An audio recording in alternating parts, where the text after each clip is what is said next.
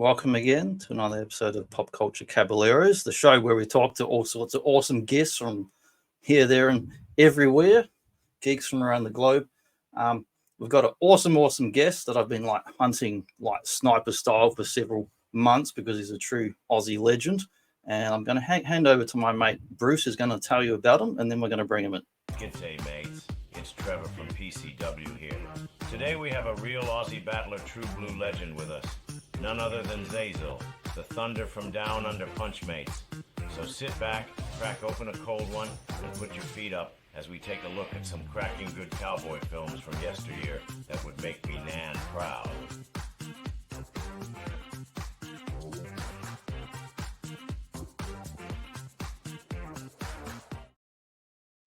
So thanks to Trev, who's a very big fan of old Xazyl'S, and is cheers, Trev. Thanks, buddy. And you've kind of rebranded your channel, haven't you? Because you've been Sergeant Slaughterhouse, but now you're doing Xazyl'S Clubhouse. Yeah, we're now Xazyl'S Clubhouse. The good thing about the Clubhouse is that I'm not pigeonholed. Now there's still Sergeant Slaughter stuff there. I am still the biggest Sergeant Slaughter fan. Yeah, so we're all everyone's invited to the Clubhouse essentially, and if you've got an idea for the show, anyone can run it by me, and we can see what happens. I've got my good mate Nate from the Retro Tinker. He's doing his own show. It's a G.I. Joe show.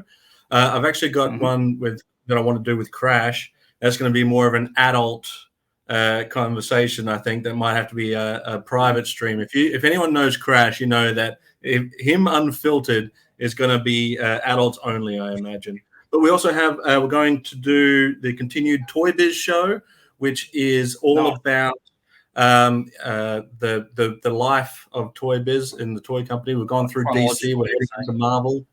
What's that? Chronological, you were saying, for the Toy Biz. Chronologically, that's right. So, and because I'm a Marvel fanboy, I don't really know a lot about the DC stuff. And when Adam said to me, "Hey, we're going to do Toy Biz," and it's called, "Is that any of your Toy Biz?" Love it. He said, "We're gonna," he said, "I'd like to do a show about Toy Biz." I said, "I'd love to do a show about Toy Biz." And he goes, "We're going to go and talk about DC and Marvel and all of that stuff." And I said, "Can we start with Marvel? Because that's what I know. I know Marvel." He's like, "No, we're doing it canonically. This is, I want to go through the years, and you might learn something." And I have. I've thoroughly enjoyed it. I also have Gaz doing his own show where we shoot the. Can I say the S word on this show? Say whatever you like on this show. Shoot the shit, basically, is Gaz's show, and we literally just sit there and shoot the shit. But I mean, anything. We've still got classic shows like Incoming Transmission, which will return, and Games Nights will be coming back. Trivia things. So what's that?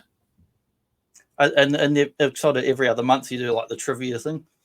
Yeah, the Trivia Games Nights. Yeah, they're coming back as well. So we're all coming up with different and zany ideas for the Clubhouse. I think once we started doing live streams, as it was known as Sergeant Slaughterhouse, it sort of felt a bit tough trying to think of ideas that were still on brand. But like I said before, still a huge Sarge fan. Still, have Sarge content if you want to check it out. I still have the Slaughterhouse Wrestling Championship where Sarge actually does a voice for, which is great.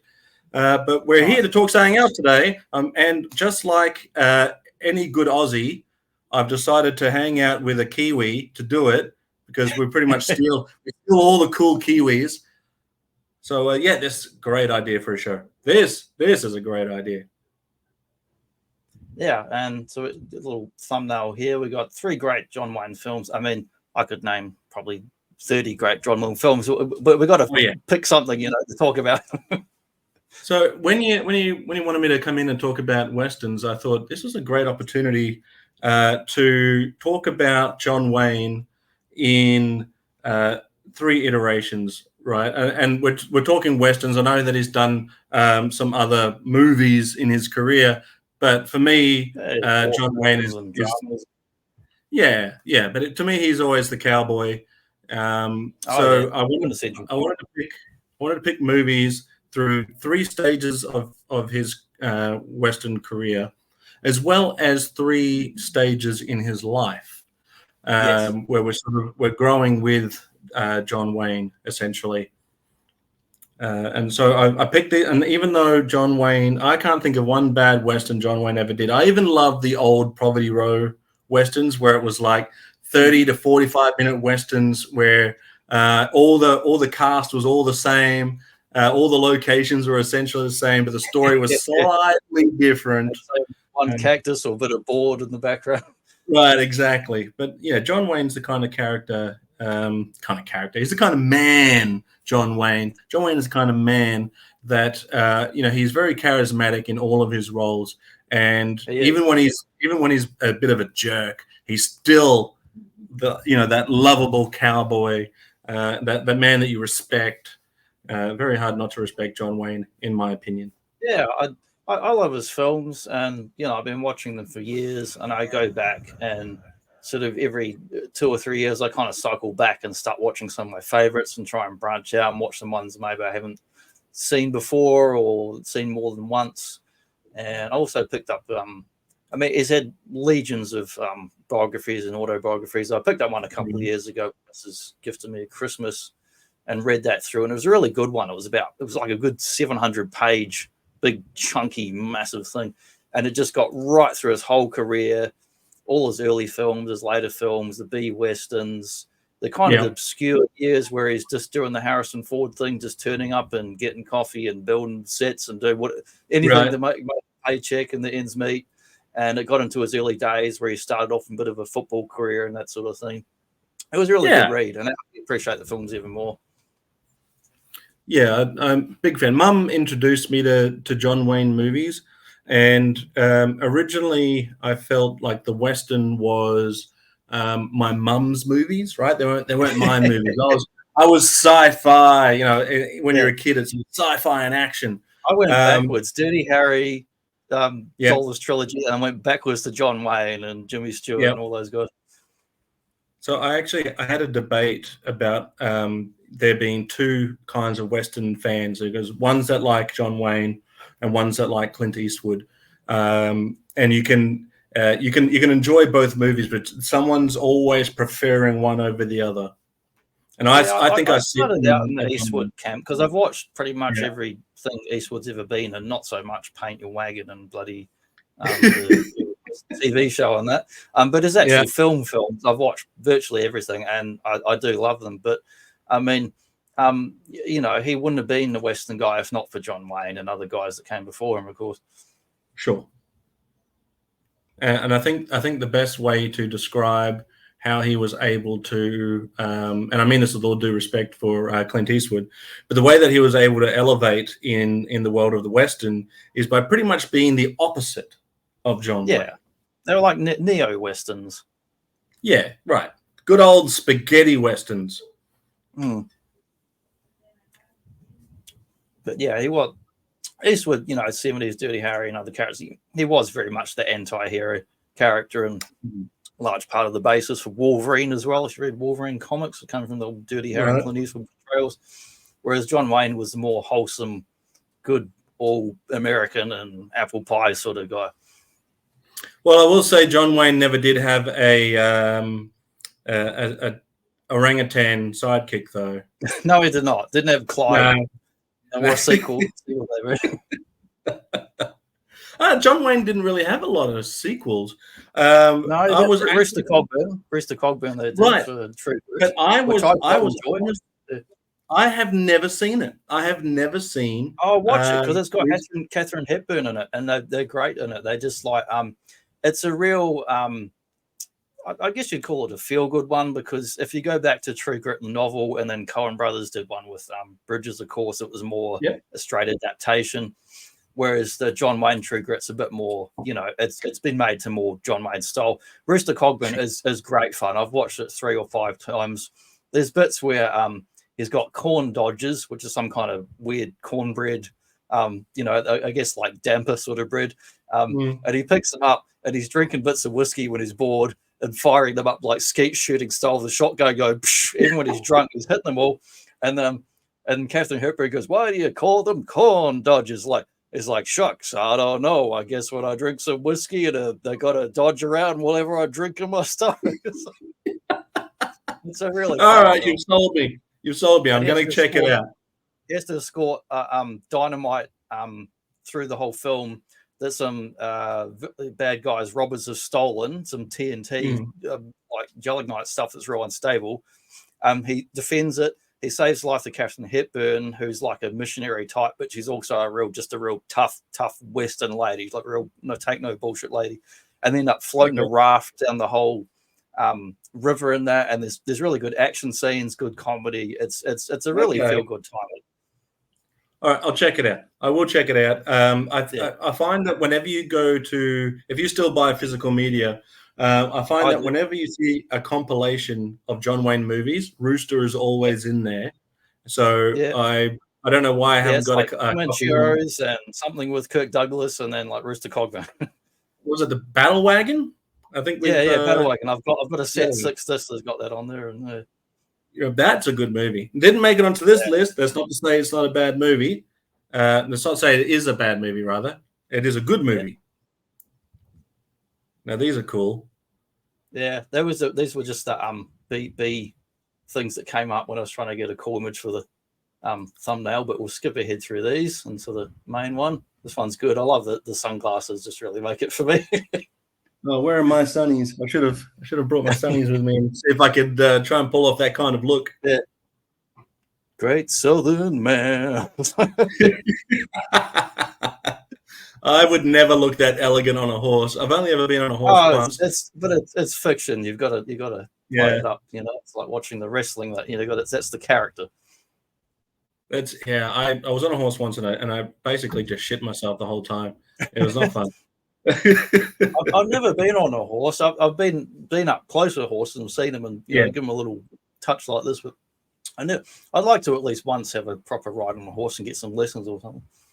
Oh, mate, they're fickle beings.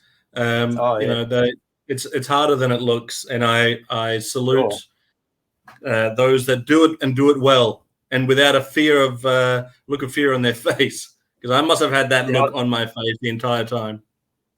I see down the local beach here in Coogee on the coast, there's a lady often in the morning down there at 5, 6 a.m. who's riding her horse up and down, or sometimes there's 2 of them, and I'll go for a paddle in the morning on the dog beach, and people walking their dogs, and then the horse galloping up and down is fantastic. Okay, well, good for her. Good for that's a power move to get your horse up on the beach and just ride that every morning. Yeah, it's got a sign down there. Actually says something like 1890 or 1910 or something. The first horse race or something in the state ever was at that beach there. That sign didn't used to be there. So I've been going there for years, and it's a recent sign. But anyway, it brings us back around to our first. Hondo. So I'm reading the tagline on the side there, and I almost wanted to say first she was afraid, then she was petrified. But instead, first she was afraid he'd stay, then she was afraid that he wouldn't. And that's great. It's a great tagline because it said our first look, and the first look, I'll read the second side as well. It says, hot-blooded with the heat of the plains that bred him. Hot-blooded. Silent as gunsmoke. Oh, I love that. A stranger to all, but the surly dog at his side. So man's best friend. What I love about Hondo is that it touches upon a lot of those classic Western tropes, right? So you've got the lonesome cowboy. You've got the man's best friend companion. It's almost like the reluctant hero, although Hondo's less reluctant and more feels, I think he feels a sense of responsibility. Yeah, like duty and responsibility. Responsibility. But when he does show up for the first time, that look on his face, that is pure acting genius, because he looks as if he's in emotional turmoil. He looks drained. He looks tired. He looks battle worn, and he's dusty. He's probably thirsty. Lost his horse. No doubt. Lost his horse in the worst way possible. He's a man almost out of luck, and by luck has found himself this little quiet place. And in some, his name is in the movie as Hondo Lane, but I can't recall if they ever use that full name in the movie. I'm not sure that they do. I also love that there's outfits just kind of perfect in here. There's in the different Wayne films, you get the different kind of mismatch of certain pants and tops and hats, and they'd reuse a lot of stuff from film to film and budget or favorite pants that fit. But I feel like they've got just the outfit just right here. I agree. It's entirely appropriate for the look and feel of what they're going for. I'm not saying that it's historically accurate. I'm just saying, as far as Westerns are concerned, historically, right? Exactly. That's what I mean. It's but it feels appropriate for the character that, you know, the look and feel that he's going for. You know, the hat's not perfect. You know, it's a little bit worn. It's worn in for sure. And if you look at that top image, center image, is exactly what I'm talking about, where you can see on his face just the absolute agony that man's in. You can tell that he's a little bit reluctant, but he's like, this is not an ideal situation for you, a strange man walking up to the house. But he's conveying here that he's been in the wars, so to speak, and now he's just seeking refuge for a moment. And there's a funny, I don't want to go too far ahead, but the most often GIF that I see, or still image that I see of John Wayne, is either that image of him right there, or him throwing the kid into the water and teaching him how to swim. Perfect comedy, first of all, can I say, and it comes out of nowhere. There's a scene, and I'm sure you've seen the memes about it. There's a scene where John Wayne finds out that the boy can't swim. So in good old-fashioned way, the dad way, because my dad did it, he just throws them in, and that's the way that it used to be done. You just throw them in and get them to swim. But the funniness, the comedy of it all, is when the mother says that he's like, go in there and get him then if you're so worried. And she's like, well, I can't swim. And he gives her that look as if, what, you can't swim either? And she just sort of like backs away slowly before making a run for it, because she knows that, she might be the next person to get thrown in. Indeed. And we get a close up here of this little plaque of first prize Hondo Lone in the Winchester Arms. So it lets us know, he's a good shooter. He's a skilled man. He's been on the cavalry, and a bit of backstory. In the backstory in the film, he did at some point live with an Indian tribe and have an Indian wife, so he knows how to walk in the white man's world and in the Indian man's world, and sort of communicate and walk between these different worlds. But at the same time, he's someone that, if someone's trying to kill him, he's going to shoot back. He's not going to hold back. Is he half native in this movie? I'm not sure. I don't know officially one way or another, but it just says officially in the backstory that he did have like an Indian wife and lived with the tribe at some point, which was why he's got sort of the shorthand when he meets these guys here. Right. He knows the dangers, but he's also been out there fighting the war as well. So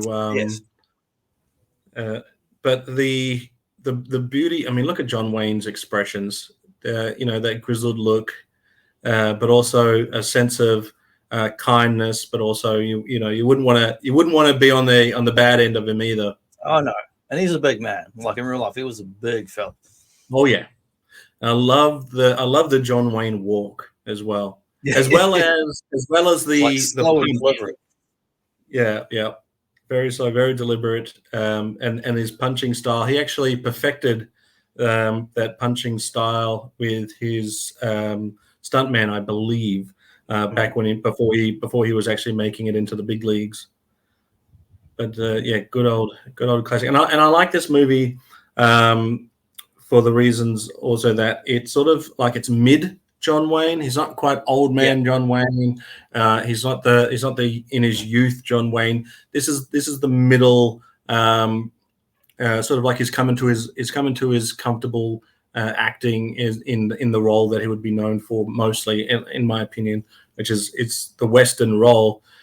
And again, this movie has one final trope which will actually happen again in one of these other movies, and that is the wagon chase and the wagon circle.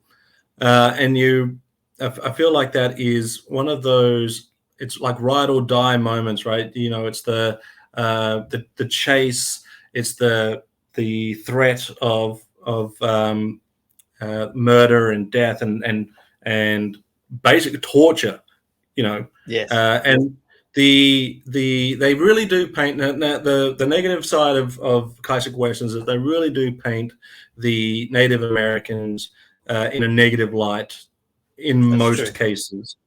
In most cases, yeah, and it sort of came out of a sort of simplistic or shorthand way of showing, well, we're showing, you know, how the West was won and settlers and all that. And if you want to see something, it shows a bit more realism, you know, like Hell on Wheels was a good show where they showed a bit more balanced.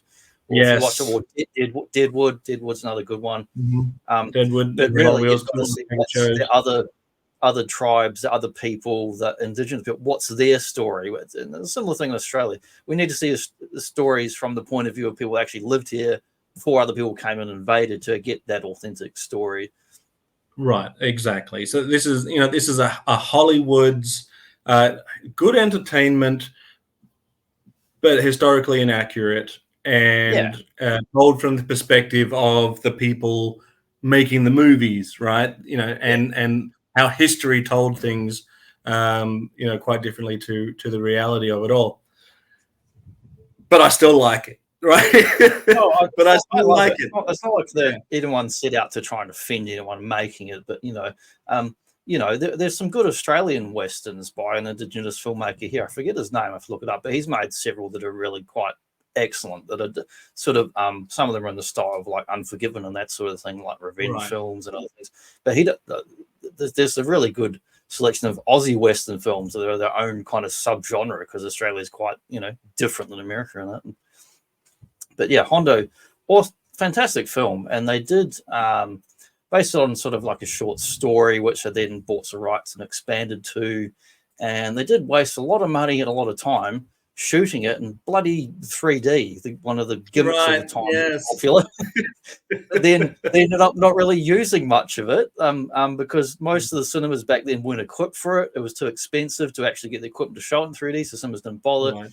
Fortunately, we can pick this up on a DVD or on a streaming service, whatever, and watch it as it was shot properly. But I feel bad for the guys lugging around that extra second camera, all the equipment. Right. They had problems with the sand, getting inside it and mucking it up and causing delays. And well, I've never seen it in 3D form. I haven't either because I don't know if it even exists anymore. But they filmed it back then, but just it only went to like something like 10 or 20% of cinemas at the time when they filmed it.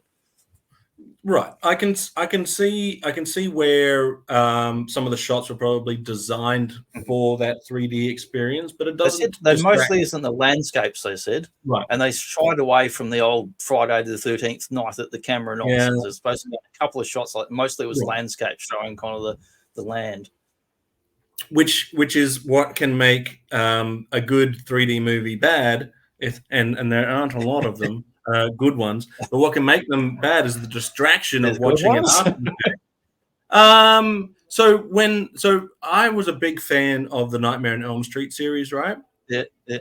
And when Freddy's Dead came out, there was a specific 3D element to it. Was it? However, when towards the end of the movie, so when it came to home video, that was lost. That whole element was lost. At least it was lost on the VHS copies that I had. Definitely didn't see it in 3D at home, but it makes it obvious that was supposed to be 3D because they lean so heavily into that 3D element that I still like the movie. It's not a great movie, but I still like it. And it distracts from that final ending of the movie because it's like, oh man, you can tell they're filming for 3D instead of for the movie and its story basically.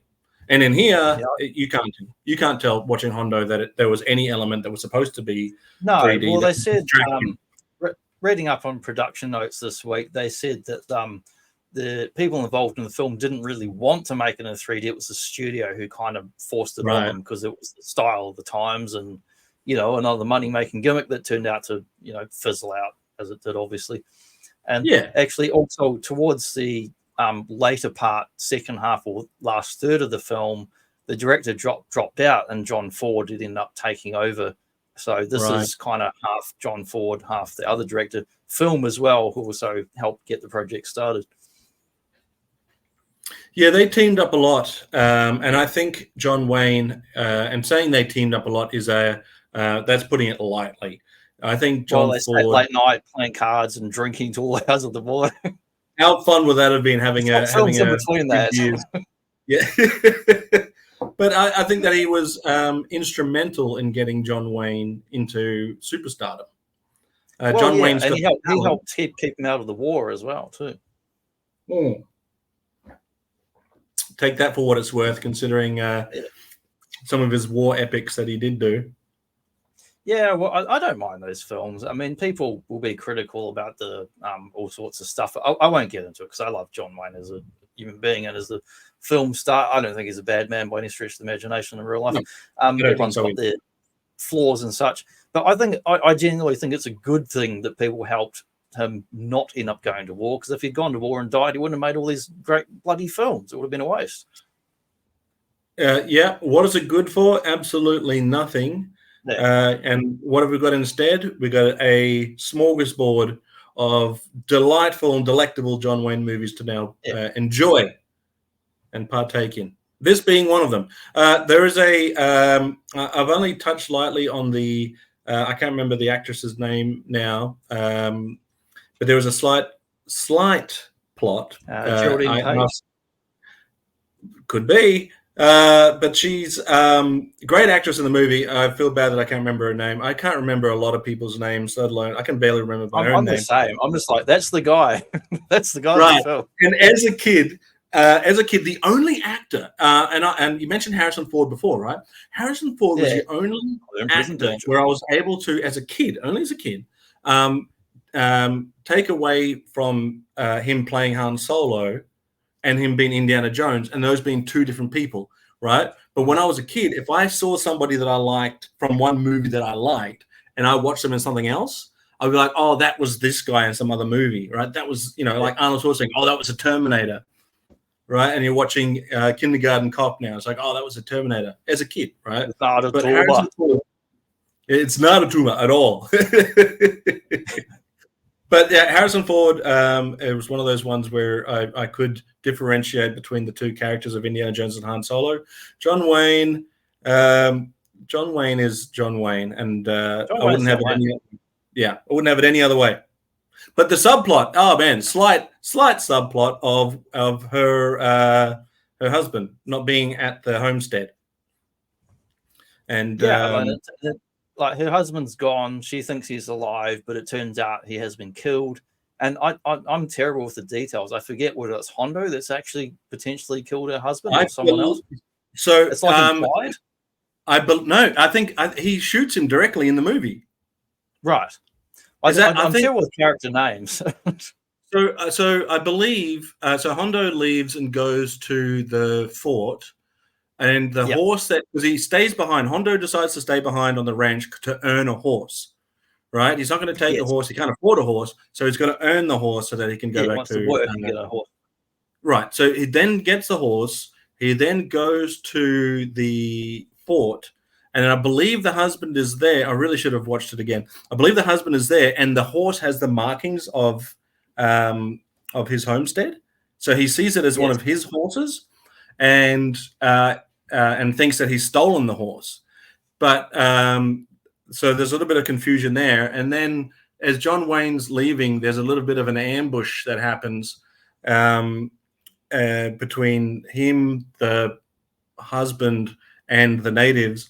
And I think John Wayne saves him at first, but then is going to get shot in the back by the husband. And then to save his own life, kills the man. That is the husband. I'm reading notes again because I read this week. Because I've watched the film several times, but I'm terrible with details when I'm trying to. When it's background script stuff, it says He believes her long-standing friendship with the Apache will keep her safe. That night, she notices Hondo's name on his rifle case, remembering hearing he killed 3 men. So presumably the husband is one of the 3 men. Right. Well, I haven't seen Hondo in, I don't know, maybe 5 years, but I think he kills him this week, and I still can't quite recall. So, is Hondo the movie though where he does kill that guy because he's gonna? And that's every John Wayne movie. But he leaves the fort. He and this guy get attacked, and then he kills the guy. Yes. Is that guy the husband? I'm not 100% sure, but I got the impression watching it. But it's kind of in the background or implied. You have to kind of watch it a couple of times and put it together with a wife's. Mentioning it after the fact. Right. Yeah. Okay. Because I think, why didn't I go back and watch it today? But I think that's what happens. I think he does kill him on screen. Check it. Kids watching at home, go and watch Hondo and let us know in the comment section if that is indeed the husband. Spoiler alert for a decades and decades old movie. Oh, here we go. It says Hondo gets into a fight with the same settler. Baker later tells Hondo the man is Ed Lowe, who he realizes is Angie's absentee husband. Meanwhile, Vittorio, sure that Angie's husband is dead, gives her an ultimatum to take an Apache husband by the rainy season. But it confuses me when I watch it. But I don't think it's meant to be simplistic. I think it's meant to be a film where you kind of watch it and think about like what actually happened and who did what. Because it's like he's good to this lady. He earns the horse. He tries to be peaceful with the Indians and with the cavalry, but then another sort of like wars sort of coming, not like a small scale like war invasion, whatever, with the local tribes, and then it's implied that he's killed her husband. But then they're falling in love with each other. So that's kind of the the drama of it. The tension of it. So the thing with this movie in particular is that the subplot that I mentioned, the slight subplot of the husband and so forth, is not the most important part of the movie to me. It's the classic movie tropes of the lone cowboy, and again, as I mentioned, is present here on the screen, the wagon chase and the wagon circle. And again, you can see he's also got a second outfit there with the over vest. And that epic, the blue shirt. When I think of John Wayne in my mind, I think of the over. Pink. But the pink, yes, the pink one. Yeah, exactly. The pink shirt, but with the open vest. Yeah, like the brown vest over the kind of pink or peach kind of like undershirt. Exactly. That's what I think of too. But this is a nice, cool, classic look anyway. So Hondo, check it out one time, won't you? I recommend it as a mid-age. I think it's one of his all-time great films. There's no doubt in my mind. And he comes with his own lassie dog. Oh, how much do I love that dog, man? Look at it, that face. It's so cute. Like, just give me a pet. Come on. That look on John Wayne's face there is just, if that doesn't sell it for you, if that doesn't sell John Wayne as the actor of his time, that's maybe stretching it a little, but still, the expression perfectly framed. Yeah. You get that sense of isolation. Dog's not quite in that, but it's in the following scene. But I just put it again because I love that dog. Oh yeah, love it. Which brings us up to the end of your first pick, and we're going to go on to another film. But before we do that, we're going to take a brief commercial break, and I wonder who might pop up in our commercial break. Otherwise known as seeing a man about a horse break. It could be this fella here, and it's going to run for about 3 minutes, and then we'll be back. Well, I've decided to throw in with an outfit that I can be proud of. The Big GW, Great Western Savings. I like what they stand for. Besides, any outfit that's been around longer than I have must be doing something right.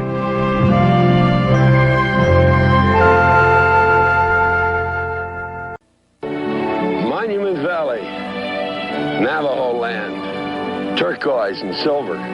Beautiful place to be unless you're hampered with a headache, which is why we're here, to tell you about new Datrol 500. It's strong medicine for a headache, but it's gentle. New Datrol 500, 50% more strength than regular aspirin tablets. Fast, effective, yet it's aspirin-free. What more could you ask for? And why don't you?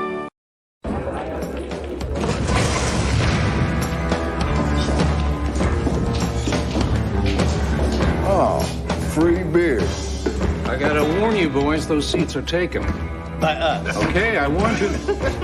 Excuse me, those are our beers. Excuse us. We should have known these were yours. You being the rugged outdoor type and all. Yeah, couldn't you see him hiking through the Rockies, climbing snow-capped peaks like some great American hero? Who do you think you are, John Wayne? No, that would be me. Yeah, right. I'm Ben Cartwright. No, he's over there. Anything we can do for you? We was just about to buy a cold one for the Duke. Well, don't make a point of saying that too often, and once more will be too often. Coors Light for the house! Like this little fracas is about over.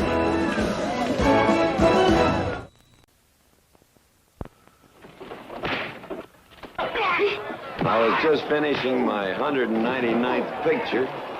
Never felt better in my life, and I said to myself, when this is finished, I'm going out on my boat. And then I got nagged into going for a medical checkup. They found a spot on the x-rays. It was lung cancer. If I'd waited a few more weeks, I wouldn't be here now.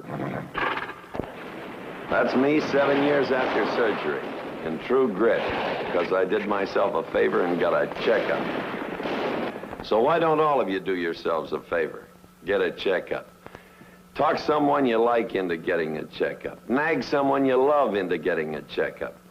And while you're at it, send a check to the American Cancer Society, too.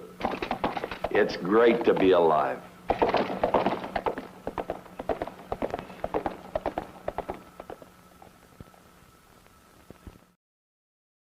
I'll raise a tall one to the Duke, and if you need a checkup, go get one. To the Duke.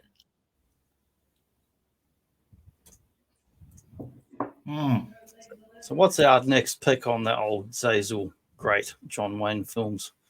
So directed by John Ford, and John Ford is synonymous with John Wayne, in my opinion. Stagecoach is actually, if I was to pick the #1 Western in my list of Westerns or movies in general, Stagecoach would be #1. Stagecoach, in my opinion, is the best Western movie ever made. It is well structured. I believe that it is also one of those great character pieces. It mixes so many genres while being a typical Western, because a little bit of mystery. You got some love in there. You've got some drama in there. It's action packed, but also it's slow moving, if that makes sense. It's and the introduction of John Wayne. He's known as the Ringo Kid, and the introduction of John Wayne I find to be sorry for the language, but fucking fascinating. It is because you hear him off screen. Ringo Kid. When the camera hits him and it zooms in on him, it actually loses focus. It goes out of focus in that zoom. I don't know how many takes they did, but as it comes into view, it loses focus before becoming a clearer image again on John Wayne. And he just spins his gun like and it's a rifle. He spins his rifle, which can't be. Have you got that in one of these many? I've gone ahead. I apologize. Not too far. Go back to where his first comes in. There, he's spinning the rifle. Yeah, the bottom screen there. He spins it around. A move that he would later do. Which he did in real life a bunch of times to get that for the take. Oh yeah, absolutely. I would like to know how many takes they did. I think they did more than 20 going by the biographer. Probably spent at least an hour just getting that one shot. But they didn't get it perfect either. Like if you watch that scene again, it looks great, but it loses focus, and it might have been because of the technology I had at the time. Maybe that's the best that they could do, but it makes like the desert haze and the guy coming out of nowhere. Yeah, it does. It does really work. And so the premise of Stagecoach is essentially it's a stagecoach that's leaving town.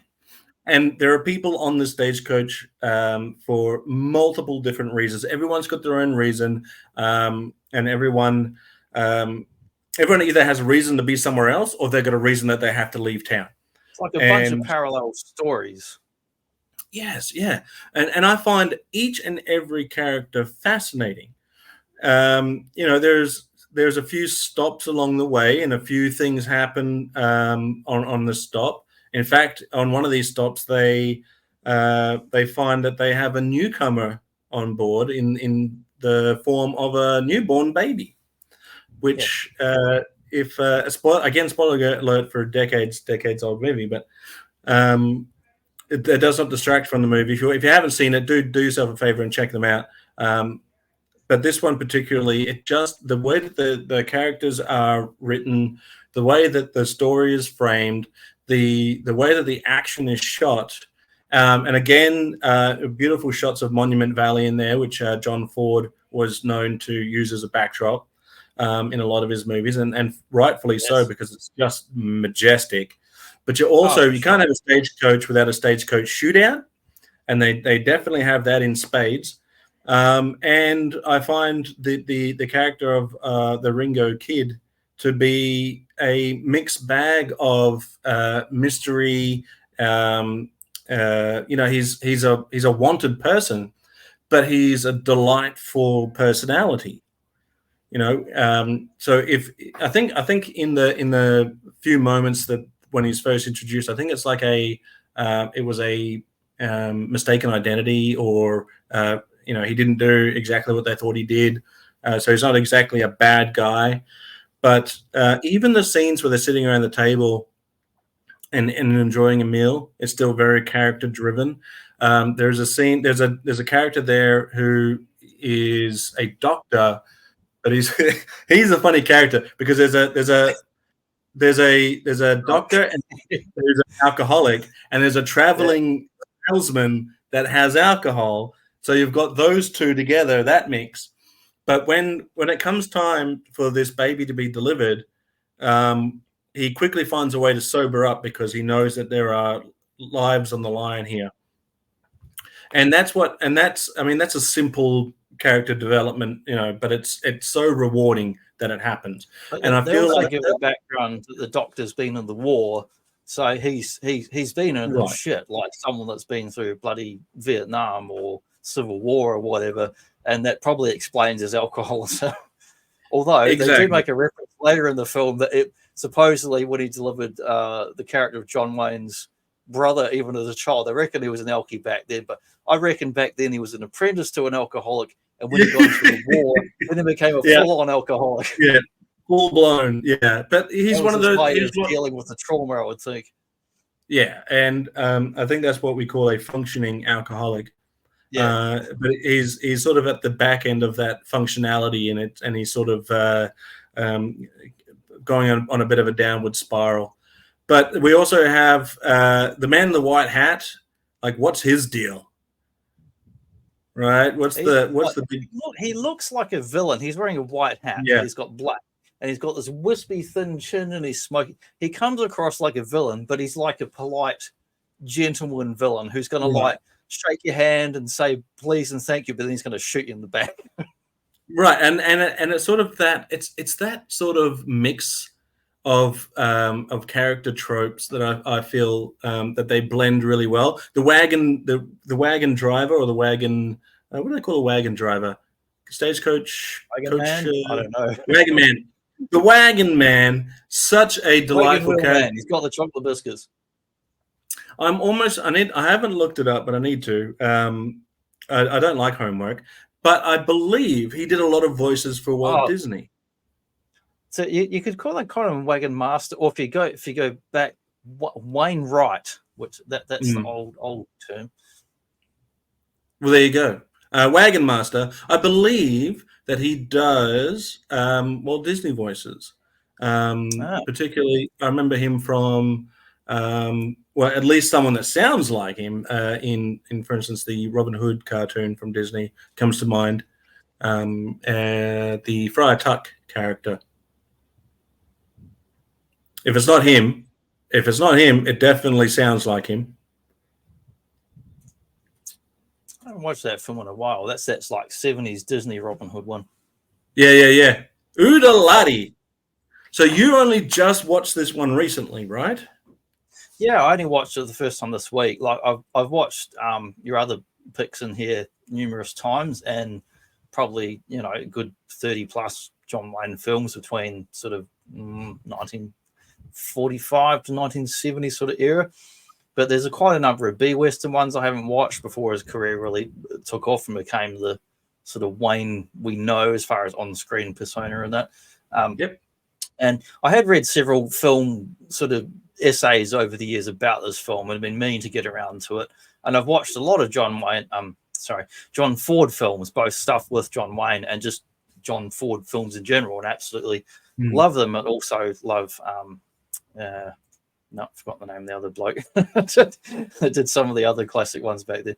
But I've been meaning to watch it for a number of years, so it was a good when you picked it in your 3 films we're talking about here. It was a good excuse to watch it this week, and I watched it one night after work, and I was absolutely exhausted and fell asleep probably 30 minutes, and then a few days I put on again. No, I was exhausted. Doesn't matter because I fall asleep to wrestling most nights of the week, or a wrestling podcast with Jim Cornette or whatever. Yeah, that's my relaxation thing, or a western or something like that. So I watched it again a few nights later, where I was awake and I'm like, okay, I've had 3 coffees today, and I'm getting falling asleep. What did you think? I really enjoyed it. It was shot very well, great lighting, great cast.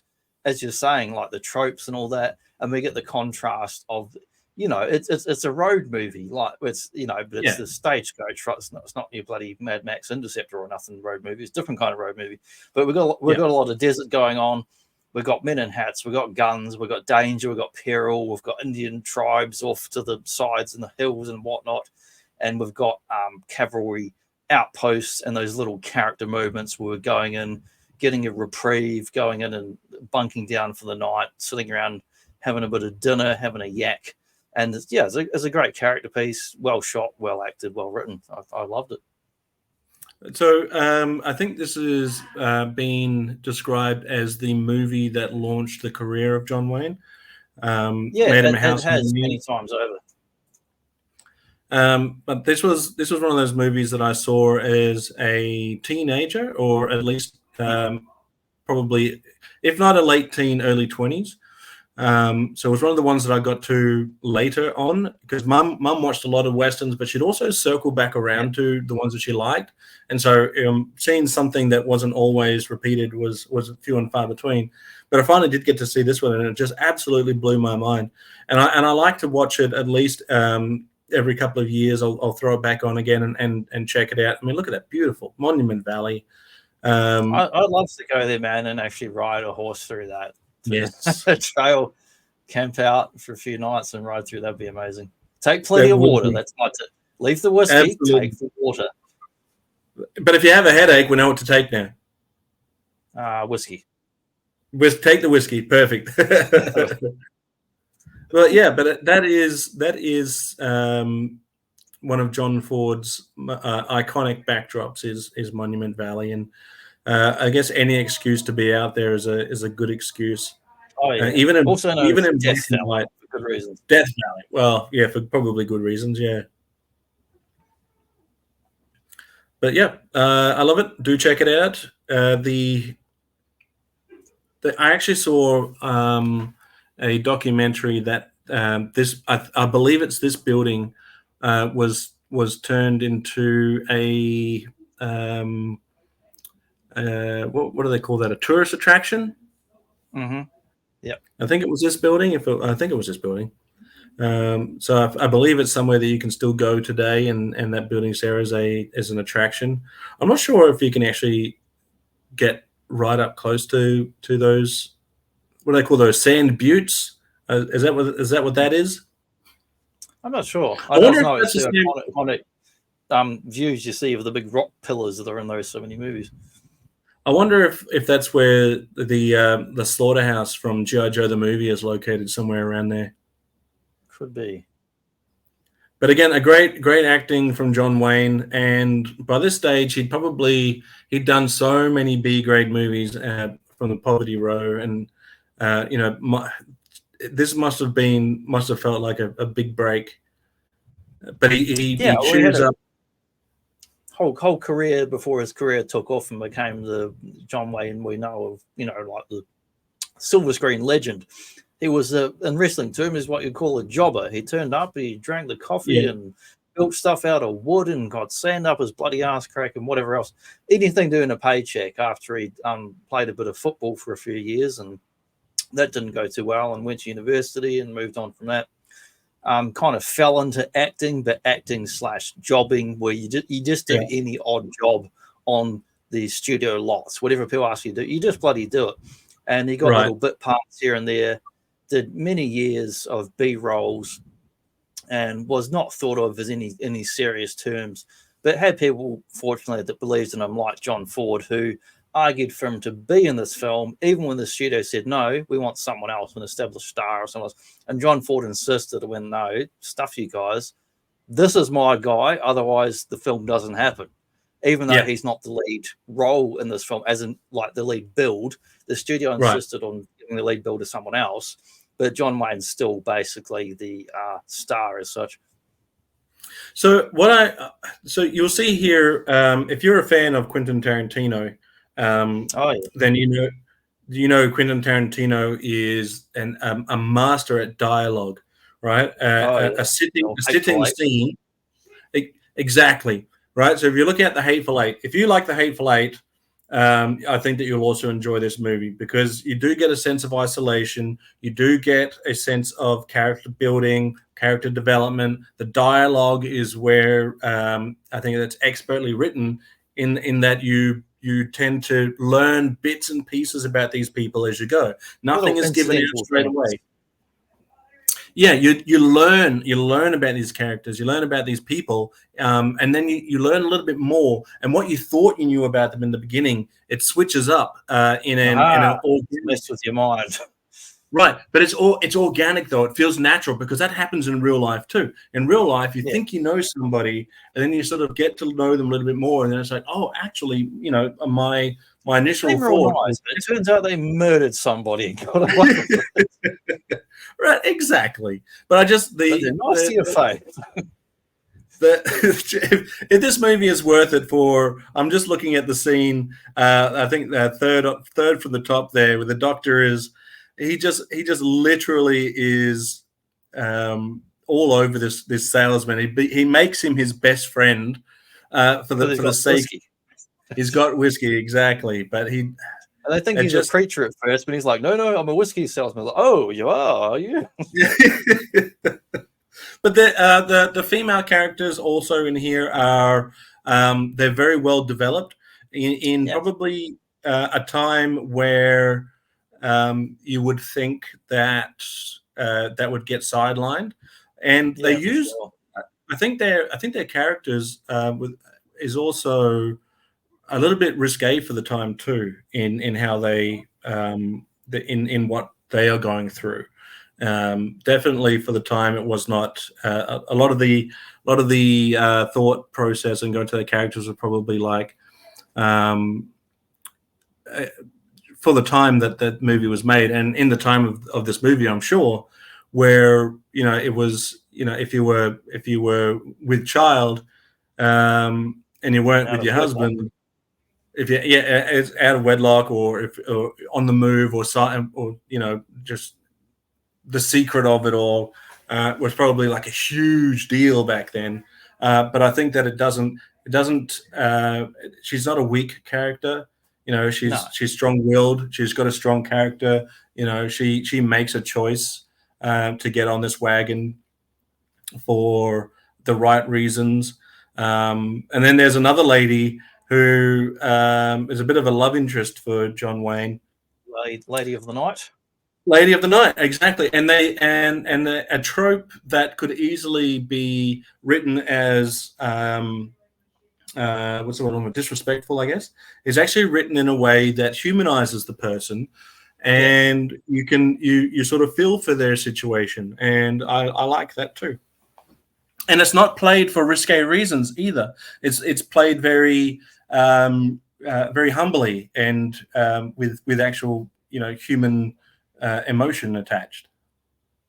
Yeah, it's good. It's respectful to both women in very different situations, where we see earlier on the film the other characters are judgmental, like, oh, they don't say the word prostitute, but the lady is a prostitute, and they'll say, oh, you can't sit on the same side with her, or don't look at her, or talk to her, or any of that sort of thing. Just being very they're very dismissive.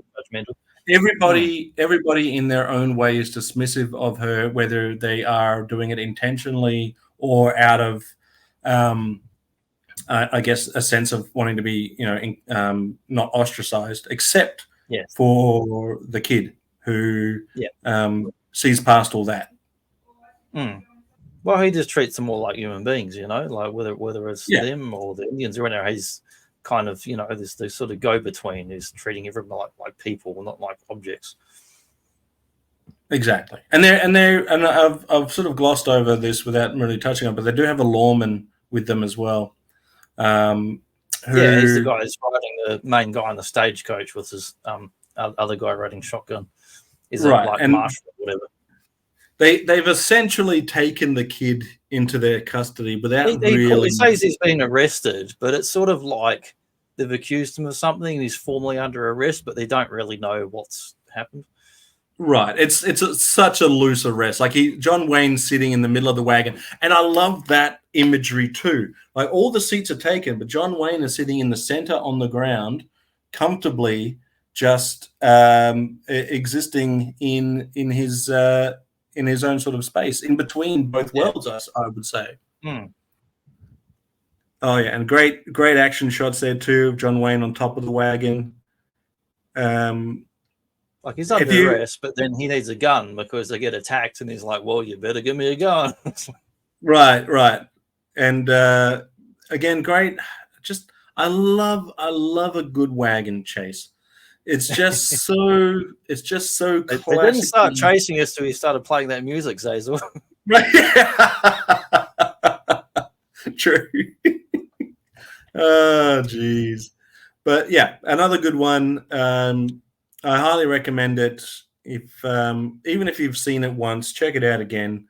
And it's one of the. I don't know if they're on the couch early in the week. Watch her again later. Give it a second chance. A lot of John Wayne's old westerns were colorized. I get weirded out when films are colorized. I watched Young Frankenstein in black and white, and years later I watched it on color and TV, and I went, something's not right here. Is my brain misremembering this? I've actually seen a couple of the old John Wayne movies before he was big. I've seen them colorized, but different studios, because they anyone can use those now because they're in public domain. I've seen different studios colorize them differently. So you can watch one John Wayne movie and he's wearing a yellow shirt. You can watch the same movie and he's wearing red.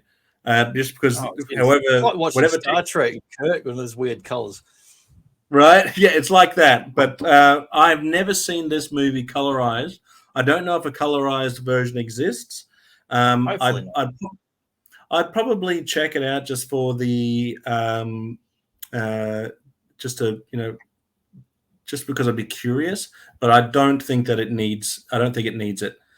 It definitely doesn't need it because it was shot. The way it's shot, like John Ford's a master of the old CinemaScope or Panavision, or whatever he's using, whether it's bloody forcing 3D on him or whatever. He's a master using light and shadow and perspective and long distance, short distance. Like if someone was going to colorize this, it needs to be like someone like an angry video game nerd who can actually like do it justice and do what would be the actual colors, not just put random weird Donald Duck colors and stuff in there. Exactly. I agree. Yeah, that's my number one spot, and I picked it because it does sort of show, even though he's done a few movies, or he's done a lot of movies before this movie, but none of them were big studio movies. So I picked this one. Not only is it my favorite movie, but it also does kick off John Wayne's career. So you get to see him as a bright. It's sort of his second career in the sense that he was a jobber for a long time with these B westerns and doing practical stuff on sets. Had this whole long period where, in the traditional sense, you could say, well, basically, he's like an extra. He's like a failed, if you want to be a leading man. But then this movie pushed him back up, and he went on to leading man status and became the icon we know from all the subsequent decades. So that's what I mean by a second career. Exactly. But highly recommend. Do check it out. The best Western, in my opinion. Fight me. No. I'll fight him. Just for fun. Fight me. And that's even topping good old Tombstone. And I love Tombstone. Oh yeah, Kurt Russell. Tell him I'm coming, and hell's coming with me. I've got to give credit where credit is due, because the stunt work on here is now practical stunts, man.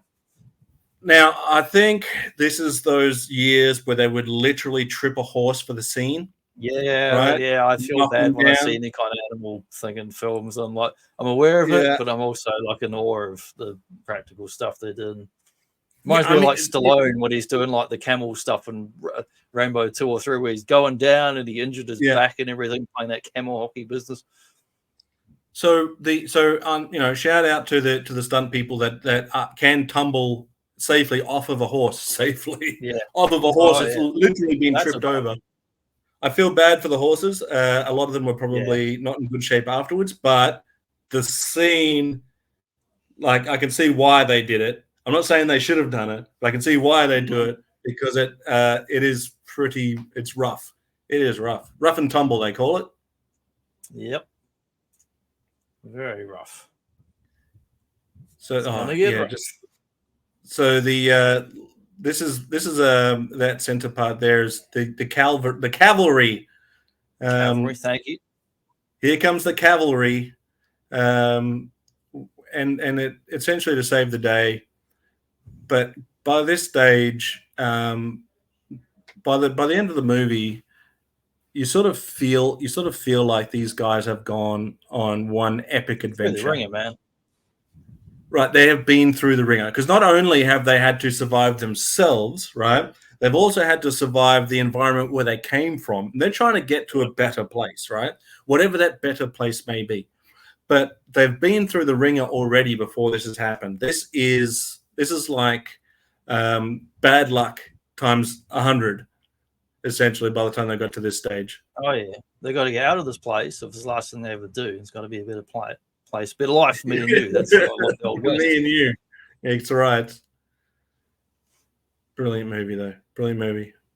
I'm going to go back and watch it.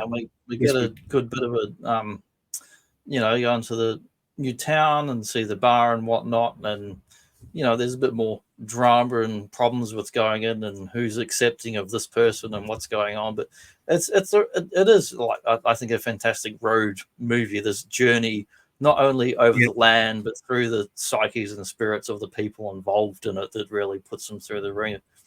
What's interesting, I feel, is that typically the wagon chase and the survival of the wagon chase typically would end a movie, right? You would end it there, triumph. And you've got this appendix of more stuff going on. That's right. You aren't left longing. You feel like you've come to an end with these characters, and just like life, they've gone to do their separate thing. It's not like the shootout has happened and they're like, we've survived, let's go right into the sunset, which again is not a bad trope for Westerns. It's a classic Western trope for a reason. But or here, a zombie movie, it's like you survive. Or a zombie movie. More zombies.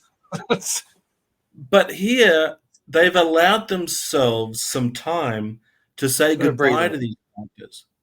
You get to say goodbye because you've traveled with them, right? You've traveled from point A to point B. You've gone through all the trials and tribulations that they've gone through. Never-ending story. We're along for the journey.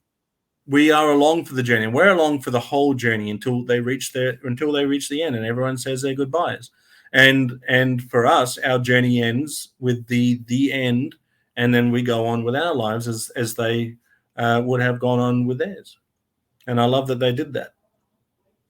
Yeah, it makes a very nice ending, and we get a bit of a posse roundup going after the Ringo kid, and who's hanging out with the lady of the night. We see in the scenes there, and he obviously cares for her and respects her, and it makes for a good humanistic kind of moments there. Oh, yeah, it really comes full circle, and it doesn't feel forced either. It doesn't. Some romantic love interests, they can feel forced, like it's they're together because they were written to be that way. Whereas here, they've gone through so much together. But even before, people say that you can bond over tragic events.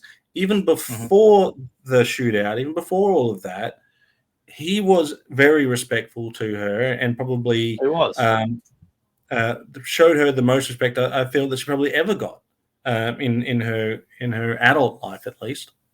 Yes, and I like the end scenes here. Almost feel like the kind of B scenes or deleted scenes you might see on a DVD in a modern film, but might get cut out of a cinematic release, where it's like, here's the extra bits of the character development and what's going on, and we get a little kind of slow-paced addendum ending, and it kind of rounds it out nicely. It does. So Dallas, Claire Trevor get top billing. Yes, that was the studio's choice. Yeah. So the Ringo kid, or just Ringo kid. How cool is a name like Buck? Dallas. Buck. Dallas. Buck. Hatfield. These are some cool names. Gatewood. Peacock.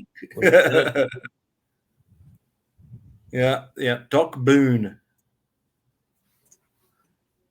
Brilliant movie. Yeah, that's the end of that one. We'll go on to our next Xazyl choice, which is bringing us towards the end of John Wayne's career, The Shooters, 1976. Do you want to tell us a little bit about this one? So it was a toss-up between choosing The Shooters or Cowboys. Right. Both good films. Both great films. Both later in life films for. Like that. Little one-upmanship has gone great films. I can't disagree with that. Right.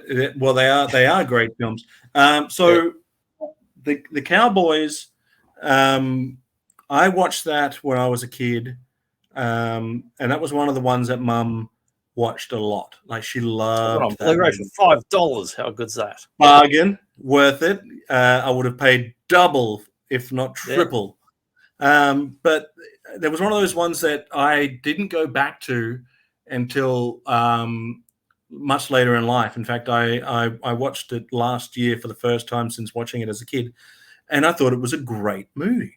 I thought it was a tremendous films kind of grow with you. You come back to them 5-10 years later when you're mentally in a different place, and you're like, oh man, I can see different stuff in this film that I wasn't capable of seeing before. I was definitely more when I was a kid watching it. I was definitely more into the kids getting to ride along in this epic adventure than I was John Wayne having to deal with a bunch of kids on an epic adventure. But as an adult, I was like, oh man, having to lug those kids around.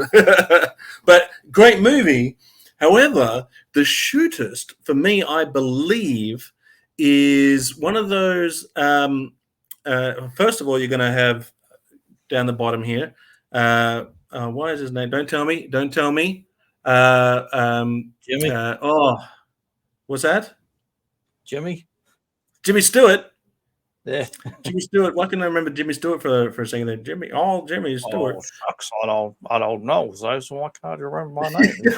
Well, I don't know, Larry. I think we see probably John Wayne at his best in his older years with The Shooters. his character is dying of cancer, and at this stage, John Wayne had beaten cancer, so he knew his way around the pains and rigors of what cancer could do to a person. I believe that by this stage he'd had most of one of his lungs removed due to cancer, but never wanted to be seen as weak or needing help. He still wanted to be that strong, the strong cowboy. So correct me if I'm wrong, but the only other movie they did together was How the West Was Won. Unless I'm wrong, the only other one I can think of is How the West Was Won. I don't believe there were any shots together in that one. Let's see, 62, John Ford, George Marshall, Bernard Smith. Oh, Henry Hathaway, that's the director. So, this movie is plus you get Ron Howard. And how often are you going to see Ron Howard and John Wayne together in a movie? You're going to see that once. And that, to me... You're not going to see Ralph Malph or Potsy or nothing. No, nothing. Not even the Fonz. And that... This is sort of a cinematic transition as well. Yeah, into, like a crossroads, man.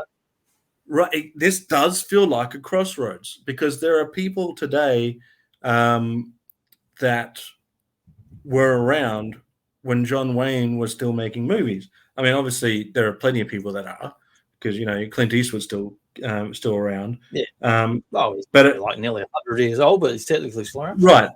But when you see Ron Howard, you think, oh, man, John Wayne was around. Yeah, he's like definitely seen happier days. But or at least I'm trying to think what other movies he's been in other than this one, that Ron Howard. Ron Howard? Other than what's that? I said Ron Howard wasn't in much in that era. He sort of did bits and pieces. Yeah, he did that George Lucas movie, the American Graffiti. Yeah. So other than this movie and American Graffiti, I can't think of any other Ron American Howard Graffiti movie. was 73, and then Happy Days was 74. So. And then he went on to directing many of our favorite and least favorite movies. Oh, Men in Space and all kinds of things.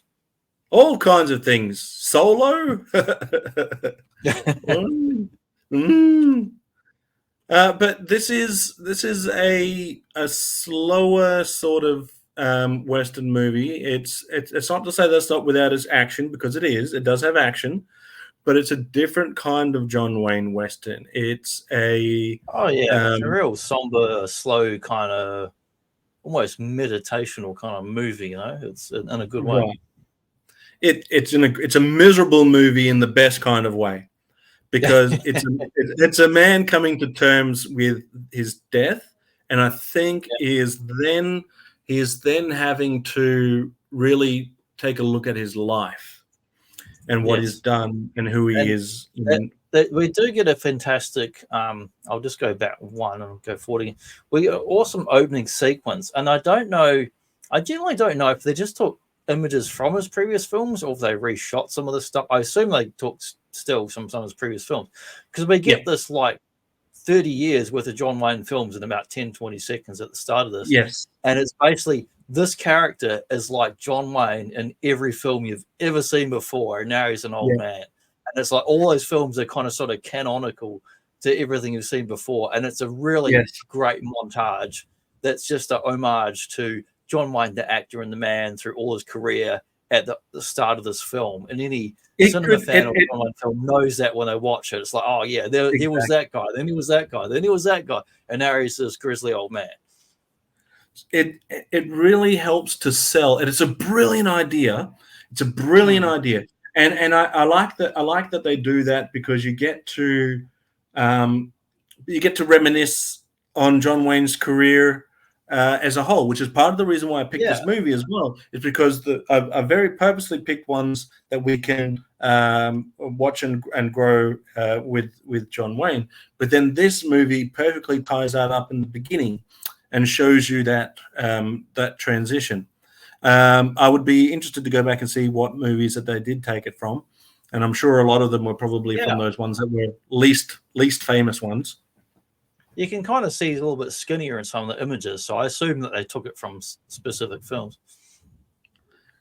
Great concept, and I can't think of many, if any, that they've done that ever before.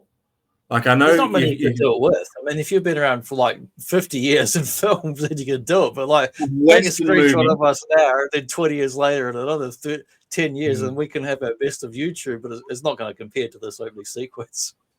So Westerns had fallen out of favor, definitely, by the time this movie had come along too. So it was a bit of a we're moving into like cop dramas and like sort of post what do you call it, like anti-war films, like your Deer Hunter and that sort of thing in this era in the 70s. But I love that they did manage to actually make this, because it you had your neo westerns and spaghetti westerns going off in different directions. But for your traditionalist Western, this was like the end of an era. So, and I believe that the actor in the top there is Scatman Crothers. Yes, he is. The voice of jazz, brother. The voice of jazz. Yes, and also from The Shining. Did I ask you? Did I ask you, Xazyl? Did I ask you in the back? Can I ask you a question? But he's you're good. Oh, the Undertaker makes a little bit of a show in the Undertaker. Oh, he is. There he is. But it also is a transition. Not that Undertaker, different Undertaker. No, but you can see where they got the look of the Undertaker. But from those Western stuff. This Western, it's coming out of that era as well. Like, you can tell that this movie is coming out of that Western era and getting into more modern, slowly but surely. We're getting into the 1900s. You're getting a shave and a haircut, but there might be a rubber buggy or something else parked upside next to your horse that's going to make you feel a bit weird and old. But I think John Wayne in this movie, and he plays I think his last name's Books. Is it B.A. Books, or am I thinking of B.A. Baracus? I'll find out in a second. I'll check out. Hang on. Let's go. The magic of the internet for the lazy man. Yeah. Cast the Shooters, 1976. Let's see. Oh, J.B. Books. There you go. Books. J.B. Books. J.B.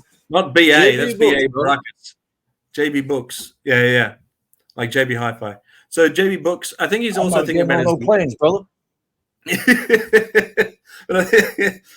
love Mr. T. But I believe he's thinking more legacy at this point, and I think I think it's designed that we are also thinking of John Wayne's legacy. And he also famously didn't win awards for a very long period of time, and I kind of feel like when they did this film, it's like, give him a bloody award already. Right? Amazing career. I know he got one. He got the Oscar for True Grit, right? Yeah. But I guess that's probably what spurred on a sequel. But he's taken Ron Howard under his wing to teach him the ropes, basically, and you can go onto the next slide that you're on if you like. I don't want to skip too far ahead because I got a few on there. But you're watching his he's becoming weaker. He doesn't have long, but in the bottom scene here, you can see that he's still walking with that confidence, with that John Wayne swagger. A brilliant shootout at the end. Look at that. Books, born 1843, died 1901, so he made it to the turn of the century. But just a powerful movie. A lot of people think that John Wayne was dying while making this movie, which is why he's able to give such a powerful performance. But that's not true. He had beaten cancer at this stage. Cancer would later come back and shoot him in the back, but the fact is, I think that he was able to play such a powerful character because he was able to beat cancer and still go on with a lot of physical difficulty but still maintain that aura of manhood and heroic,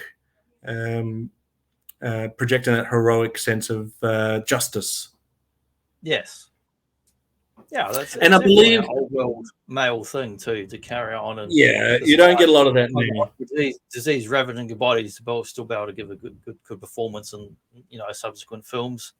So similar deal with dude played Black Panther, like he had all sorts of horrible diseases going on, still put a great performance on, didn't complain, turned up, did his job, went home, didn't complain. It's it's very old school. So as John Wayne got later into his career, he did start to play the more grizzled, bad attitude, anger issues sort of character. And I wonder, and it works well for John Wayne because he does sort of, even that final shot there, whereas on the ground, perfect shootout, perfect saloon shootout. Great scene. But I think that the reason why Hollywood today are trying to turn our heroes into disgruntled old Jones, man. Well, yeah, I mean, they did it to Indy, they did it to Han Solo, they did it to Luke Skywalker, and I think they're doing it because they look at John Wayne's career and go, well, he was able to do that so well. However, what they didn't do is they didn't take an established character and make them unnecessarily grizzled or whatever. But I also feel like humanity in it, it's yeah, I feel like here it is earned, right? John Wayne has earned. I feel like in this scene too, where Ron Howard's this young kid, he's taken under his wing, and it's like, what's my legacy? I'm retiring, I'm dying, and my legacy is some young kid's picked up a gun and fucking shot someone to help me out, and it's like. That's pain. That's pain as you're dying, thinking like, oh man, I didn't want him to shoot that guy. I didn't want him to be involved at all. So this kind of reminds me of the end of Red Dead Redemption, where John Marston wanted for his son not to be and turn out like he did. Yeah, and then at the end, Jack Marston picks up the gun and does what he has to do to become to get the revenge and redeem his father's in his eyes, but has essentially become what his father has become. And you look at John Wayne here. So John Wayne or books, he taught him how to shoot, but I think there's a little bit of heartbreak here too. Like this poor innocent kid is now a man. He taught him to shoot in the earlier scenes, and now here he is. He's jumped in to try and save his life or defend him against these guys who have basically ambushed him here in this bar, and it's just pure heartbreak. Because like here's this young innocent kid, and now he's going to be another murderer, But it's the Old West. It's the Old West. That was the way of the bloody gun. The way of the West. That's it. And the last of the credits with the ... between the names. You don't see that classic credit scroll either. Where's Ward Bond? So I want to know. What happened? What happened? Well, James Stewart punching someone and getting drug off set. The marshal's name was Marshal Thibodeau. Who comes up with that name? Thibodeau. That's a weird name. Hey, shout out to Ryan Sweeney because of the character in here called Sweeney. There you go. There we are. Yeah, see, I knew it would make a connection to Ryan Sweeney somehow. Yeah. So it's filmed in Carson City, Nevada. Another place I'd love to go check out. Oh, wonderful to go there. Yeah, I got to check out a little bit of America, but I didn't get to check out Joe trip. Yeah, I didn't. I was going to go and see this Western town, but we didn't. G.I. Joe. I was a real international hero, but yeah, I didn't get to go and check out this town. We ran out of time. Not that I didn't have a great time; I had a tremendous time. But one day, you saw Adam and Sergeant Slaughter, and you got to go to crazy convention. This amazing fucking time. Mate, I got to tell you, jealous. Kelly, Hans, Gaz, Joe We got to mess Recondo. around Sergeant Slaughter's garage by the look of it. It's a storage shed or whatever. I did. I got a USS Flag from my buddy Crash. It was an absolute banger of a trip. I wouldn't have asked for anything more. But one day I will go back and I'll check out all of these old, go check out Monument Valley and California.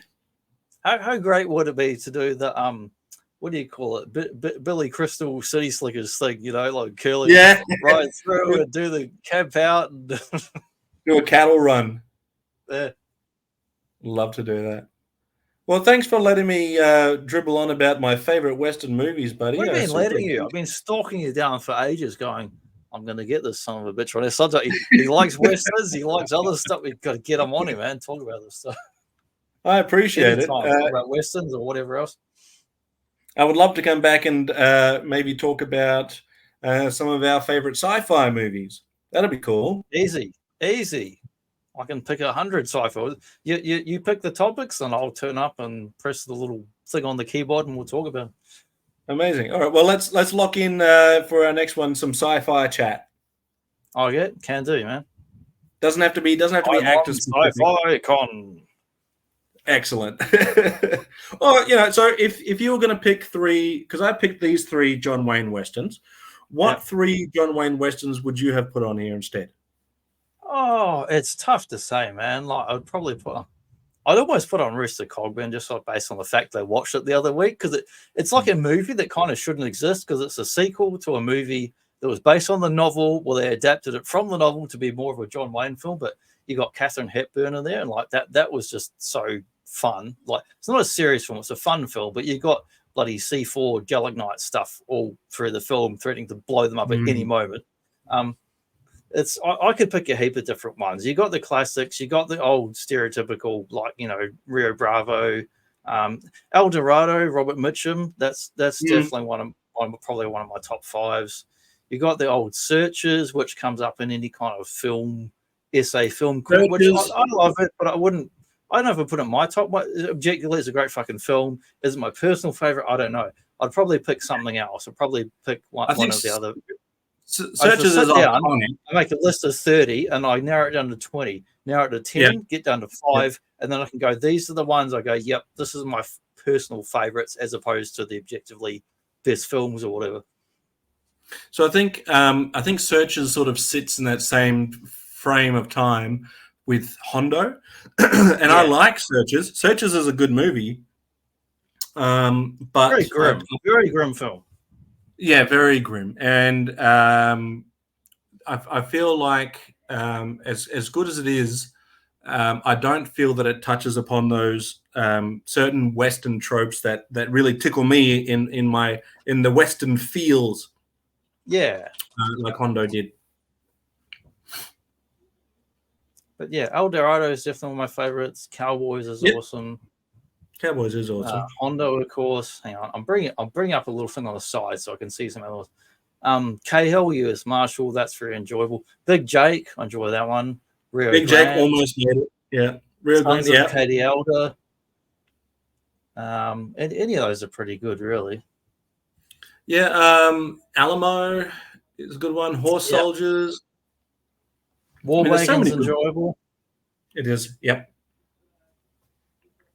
And they also did Three Godfathers, another good class. North to Alaska, very just that's a pretty fun sort of. It feels almost like you're watching Uncle Scrooge DuckTales. You watch North to Alaska. Yeah, that's kind true. Of style to it. Yeah, going north to the old Klondike. You can kind of go almost by. I mean, John Wayne, there was great westerns, but within that, there's these kind of subgenres. There's a kind of gold rush films. There's your road travel movies. There's your cavalry trilogy. John Wayne did 3 films, almost a decade or more apart. They're all about cavalry stuff with John Wayne. You can kind of go subgenre within the westerns, So I would encourage you to go back and check out the very, very old stuff, like Angel and the Bad Man. I've watched that era. I haven't watched some of the other stuff from back then. So that era, from that era, there are a lot of great tales, and they're punchy too. They're punchy because they're like 45 minutes. I've watched Ancient Bad Man. I've watched Quiet Man. Enjoy both of them. I've got a heap more stuff pre 1950s stuff. I've got a heap more to watch. Really, there's one that I've been meaning to see. I don't know if I've seen it, but I keep seeing it pop up, which is like a haunted ghost mine, like a gold mine's haunted by a ghost or some shit. Yeah. So I'm going to go back and watch that one and see if I've seen it, because I have a feeling that I haven't, because I don't remember ever seeing a John Wayne ghost movie. But I'm going to go check that one out. I'll give you my verdict on that. Yeah, nice. But I've not watched Fight in Kentucky, and I might watch that tomorrow. I've not seen that. I don't think I've seen that one either. I might give that. What's that one about? I don't know. The Kentucky dude fights with. Okay, so returning home from the War of 1812, John Breen, Kentuckian militiaman, falls in love with French exile Fleurette de Marchant. He discovers a plot to steal something. But I've never watched it. I know the name of it from his films. I think I have seen that one. It does sound familiar, but then it does sound like a lot of his other old movies. Like the tropes do sort of repeat, and the actors are all sometimes it'll be the bad guy. Kind of a sometimes the same actor will be his friend.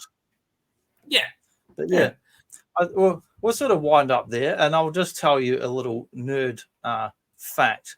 For years, I've we originally were going to do this talk on a Friday night, but then Xazyl had to work late, so I went, no worries, we'll do it another day. Sorry, today is Sunday in Australia. You could be watching it any day of the week or time around the globe. For years, I've watched John Wayne films on a Sunday. Typically on a Sunday morning, I'll wake up, chucks up the DVD player, and I'll watch that, whether I've seen it one time or 50 times. And I thought it works out pretty well for the inaugural episode, doing talk with Xazyl on some westerns on a Sunday. I thought that's very John Wayne. I love it. I would even be happy if this is something that would interest you.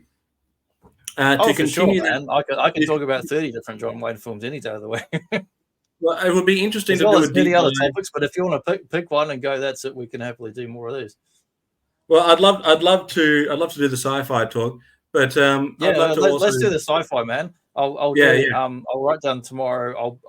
I'll narrow down some picks and things and some of your favorites, and I'll send you a list, and then send me back your sort of counter list of like, well, I like these ones, but these other ones I haven't watched, so I don't give a shit about that nonsense. Pick something we've got in common, the middle ground. Excellent. Sounds good to me. Okay. You want to say goodbyes, and I'll play the outro? Well, I will say, Johnny, it's been an absolute pleasure being on your channel. I'm a big fan of what you do, but more importantly, I consider you a friend. I just sit around and talk a bunch of bullshit with people that like talking bullshit back to me. And I appreciate it. And so if anyone is watching this that's come over on my recommendation, please do subscribe to this channel, like this stream, and do watch Johnny's stuff. He's coming up with some hilarious things, including some AI, which is just tickling me in my funny bone. You've got a creative mind. One other factor before we go. That bullshit I put on YouTube, right? Like anything to me on YouTube, like, I don't give a fuck about subscribers or people or whatever. I mean, I'll be nice to you in person. I'm not saying I don't care about people. If you're bleeding in the street, I'll give you a first aid. Don't take the wrong way, folks. Yeah. I don't give a shit about any of that. It's just anything to me. It's like an extension of a conversation with people. And I write non-fiction articles, and I read media and comics and movies. And living in Perth, we're way the fuck away from the other side of the country and other people back in NZ and Victoria. I don't get to see them no more. So doing shit like this is just an ongoing sort of conversation with people. And if you like these topics and things, post a comment or talk to us, whatever, suggest a thing. I've written Batman articles over the years. People are going, what do you think about this? I'm like, I don't fucking know. I'm like, well, can you tell us? I'm like, I guess I'll write an article tomorrow at 5 a.m. when I get up and just write shit for a fucking hour. It's just a conversation. It's just a social thing, really. Yeah, so I agree. I don't care about bloody monetization. I don't care about down the track this, that. If you enjoy something, you watch it, leave a comment, talk about it, give us a suggestion of something you'd like to see down the track, any of that, it's all just about connecting with other folks and connecting with each other. And like Jim Largo says, or Goji Tron, I already know about the shit in my own head, but I want to learn about what are they into? What do they want to talk about? You know? Exactly. I'm with you there, buddy. I agree 100%. It's all about the connections we make along the way. Yeah. And I will say Xazyl as a true blue Aussie legend, that's not a joke. That's a fucking fact. And his channel has been good for my mental health. It's been good for bringing people together. Guys in the UK, guys in America, Adam, of course, an old space commander, and a whole bunch of other cool guys, Pericles, Dragon Balls. Why aren't you getting on a fucking stream with us? Bloody nerd knowledge, man. Get on, talk to one of those guys sometime. If Pericles got on a stream that required, he'd be like Thanos, man. He'd just snap his fingers and like, that's it. We're gone. We're gone. That guy knows everything about everything. Between him and the Lilith, those two know everything. I don't ever have to remember anything as long as those two people show up in the chat. It's like your personal Google. Yeah, exactly. Exactly. Okay, thanks, man. I'm gonna say this was a fantastic time. I love Westerns. I greatly appreciate talking to you very much because I really mean it. There's been a few guys. I'm gonna ramble on here before I play the outro. Probably Jim Largo, Grindhead Jim, Weird Late Night Bill, Joneser, and Xazyl have been fantastic for my mental health in the last couple of years. Times when I've been like fairly lonely and I've watched these guys stream, even ones where I've been lurking and not saying anything. They've really like picked me up, picked up my mood. Made me feel like life's worth living, man. Like it's worth being here, talking to other folks, and just engaging and you know getting into the stuff you're into. So thank you so much from the bottom of my heart, man. I appreciate it, buddy, and right back at you. You and people like you are the reason why I do this. I've met a lot of great people along the way. And like I said before, I enjoy your stuff, but more importantly, I consider you a friend. And thank you, man. Thank you. Thank you for having me on here. I'll come play this thing now. Thank you for being a friend.